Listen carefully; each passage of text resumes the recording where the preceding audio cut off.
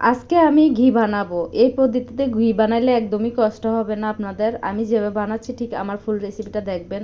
এভাবে বানাইলে কোনো কষ্ট হবে না। আমি কিন্তু আজকে এটা এভাবে বানাচ্ছি হাত দিয়ে পানি দিয়ে ঠান্ডা পানি দিয়ে মাখাচ্ছি না, ডাইরেক্টলি বরফসহ আমি পাতিলে দিয়ে দিছি। চুলাটা ধরায় দিছি, এটা আস্তে আস্তে রান্না করতে থাকবো। যতক্ষণ না আমার ঘিটা না বের হবে ততক্ষণ আমি এভাবে রান্না করতে থাকবো। দেখেন আস্তে আস্তে ঘিটা বের হয়ে আসতেছে।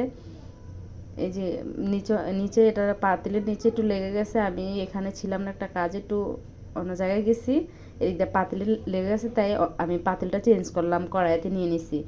এখন আমি সুন্দর করে এটা কালারটা আসতেছে। আর এই যে আপনার ওইটা এটার কি বলে, এটা আপনার বাদামি কালার হয়ে যাবে একদম।